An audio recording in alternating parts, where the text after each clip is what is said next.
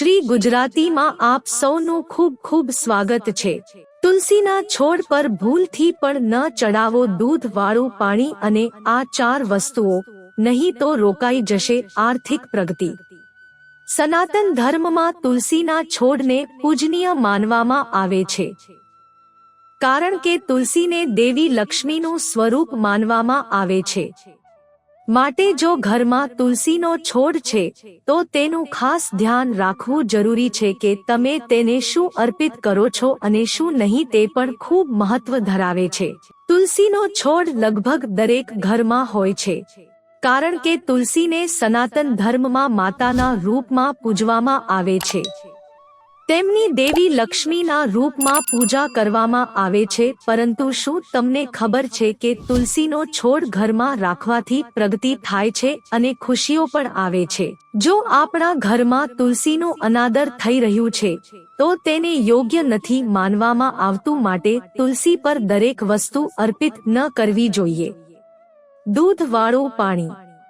દૂધ વાળું પાણી ક્યારેય પણ તુલસીના છોડને ન આપવું જોઈએ, નહીં તો તેનાથી તુલસીનો છોડ સુકાઈ જાય છે। તુલસી પર ફક્ત શુદ્ધ અને સ્વચ્છ પાણી જ અર્પિત કરવું જોઈએ।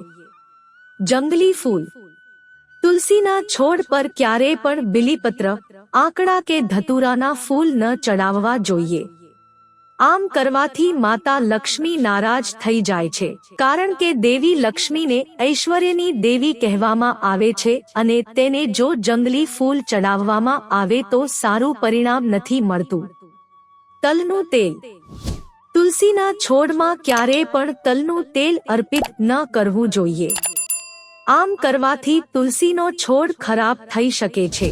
જો કે ફક્ત તલનું જ તેલ નહીં, પરંતુ કોઈ પણ તેલ તુલસીમાં ન નાખવું જોઈએ। તુલસીમાં ફક્ત ગાયનું છાણ જ નાખવું જોઈએ। શેરડીનો રસ। શેરડીનો રસ તુલસીના છોડને અર્પિત ન કરો, કારણ કે આ ભગવાન શિવને અર્પિત કરવામાં આવે છે।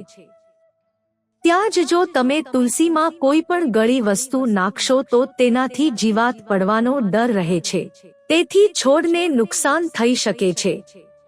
કાજલ। તુલસીને ક્યારેય પણ કાજલ કે પછી કોઈ કાળી વસ્તુ અર્પિત ન કરવી જોઈએ, કારણ કે તેનાથી દેવી લક્ષ્મી નારાજ થઈ જાય છે। તુલસીને તમે અન્ય શણગાર અર્પિત કરી શકો છો, જેમ કે ગેરું, સિંદૂર વગેરે। મિત્રો, જો તમને વિડિયો પસંદ આવ્યો હોય તો લાઈક કરો, શેર કરો અને અમારી ચેનલને સબસ્ક્રાઇબ કરશો, જેથી તમને આવા નવા વિડિયોની નોટિફિકેશન મળતી રહે અને તમારો જીવન સુખી અને સરળ બની જશે। વિડિયો જોવા બદલ તમારો ખૂબ ખૂબ આભાર।